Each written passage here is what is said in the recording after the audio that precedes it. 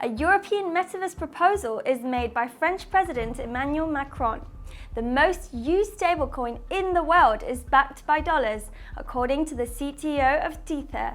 Australia and Malaysia are added to the list of countries that seek to regulate cryptocurrencies, and Ethereum continues to update its technology, although the price of its token remains indecisive and is trapped in a macro range. Watch our Crypto of the Week for more details. These are some of our key headlines of the day. Let's kick off.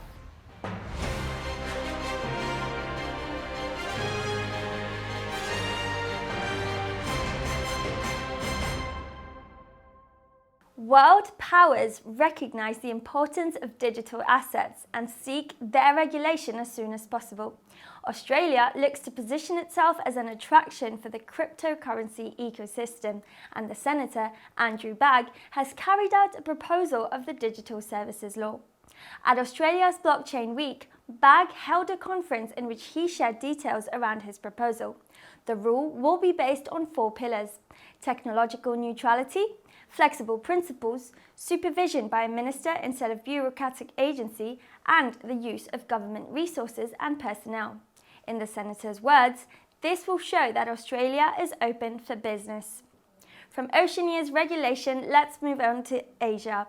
The Ministry of Communications and Multimedia of Malaysia has issued a statement requesting that cryptocurrencies be regulated in order to favour their use in the country, especially in the NFT trading platforms.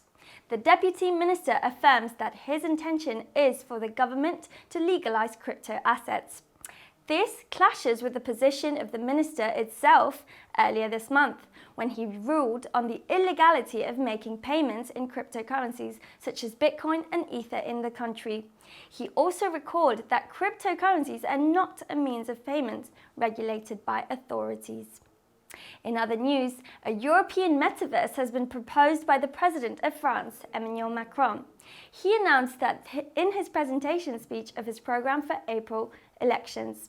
Among other measures that could boost the technological development of the country, Macron has proposed the creation of a metaverse at a European level, which would enable all countries in the continent to interconnect and therefore compete against the metaverses being developed in the United States and Asia. In the words of the President, "We're fighting to build a European metaverse. It is a key point for the creation and capacity of our developers." He ensures that this metaverse aims to stop depending on Anglo-Saxon and Chinese actors. From France, let's now move on to Spain. The first Meta Lab will be in Madrid.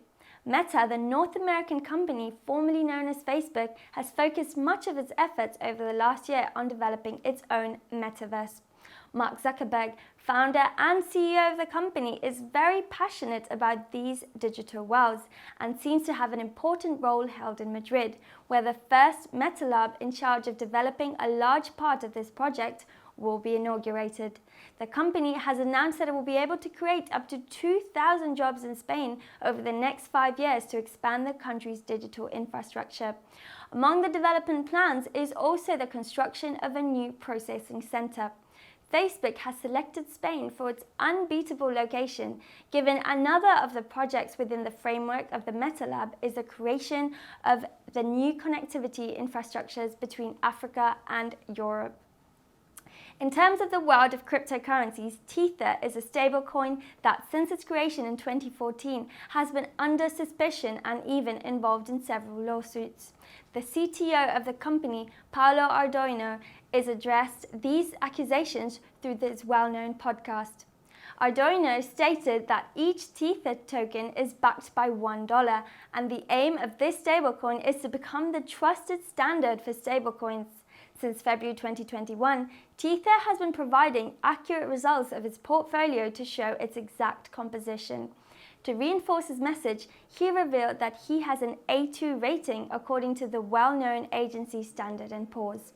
This agency is a creator of key financial market indices such as the SP 500 and is widely used as an investment benchmark, rating corporate credit, government and corporate debt obligations.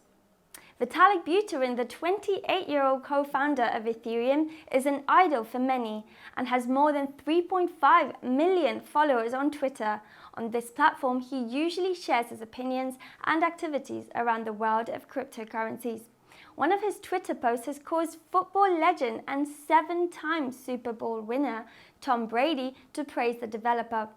Many Twitter users highlighted Vitalik's resemblance to the player, while the Russian admitted that he had no idea who Tom Brady is. After seeing Buterin's tweet, Brady took the opportunity to recognize that he is indeed a fan of the Russian, in addition to thanking him for his work in the cryptocurrency industry, which has allowed the player to launch his own NFT platform, Autograph. The price of Bitcoin continues its rally and reaches $41,200. Similarly, Ethereum continues its upward trail and stands at $2,900. We discussed the Ether token and the Ethereum blockchain updates in our Crypto of the Week. And that's a wrap for today. Until tomorrow.